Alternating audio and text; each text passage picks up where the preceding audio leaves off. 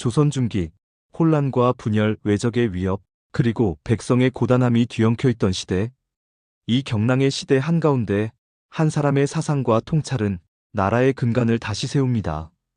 그가 바로 조선의 지성, 율곡이이입니다. 율곡이이는 1536년 음력 12월 26일 강원도 강릉 오죽헌에서 태어납니다.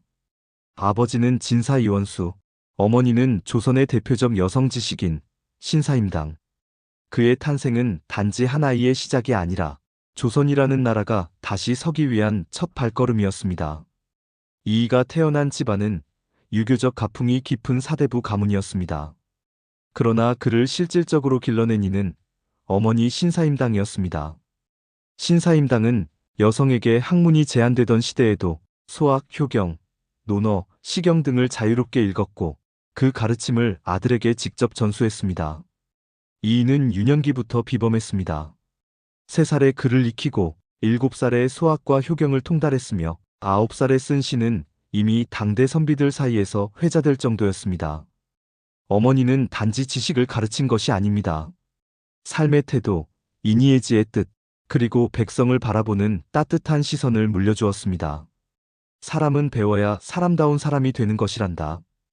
이 말은 이이의 평생 철학이 되었고 그가 걸은 모든 길의 출발점이었습니다. 13세가 되던 해 신사임당은 아들과 함께 금강산을 유람합니다. 당시 금강산 유람은 단순한 여행이 아닌 심신수양과 도학적 깨달음을 위한 수행의 길이었습니다.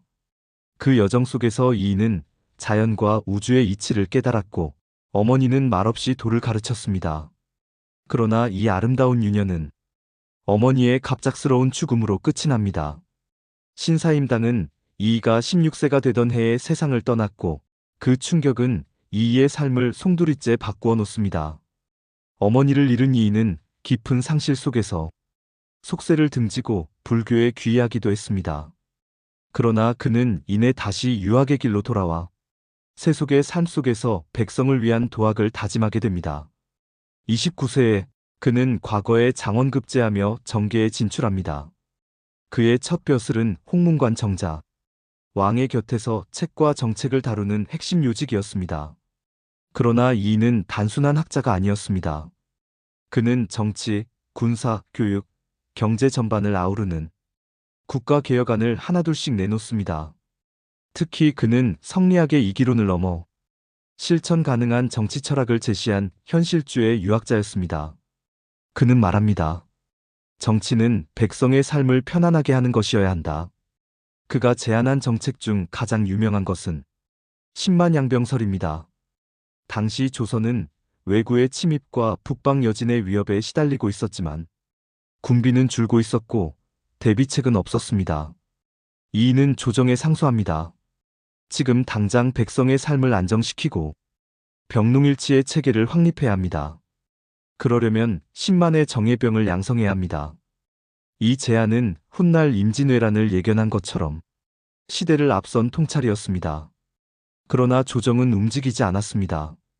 정적의 음해, 사화의 여운, 그리고 보수적 관료들의 반대 속에 이이는 수차례 벼슬을 사임하고 낙향합니다. 그러나 그는 포기하지 않습니다.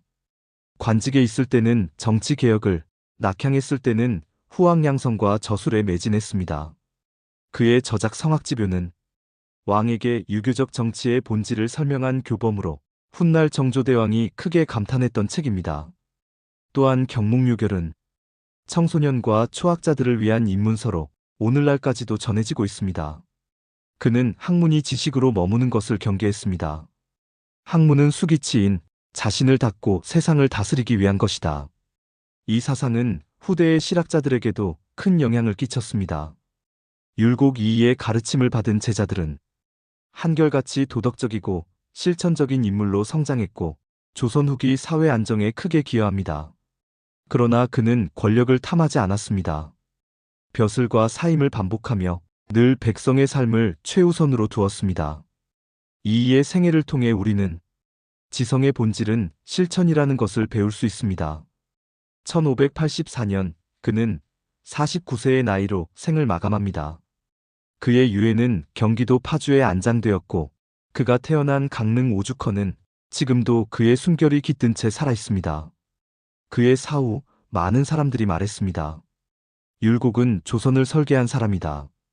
그의 어머니 신사임당이 그를 품으로 품었고 그는 그 품에서 조선을 가르칠 큰 스승으로 자라났습니다. 그는 평생을 통해 말합니다.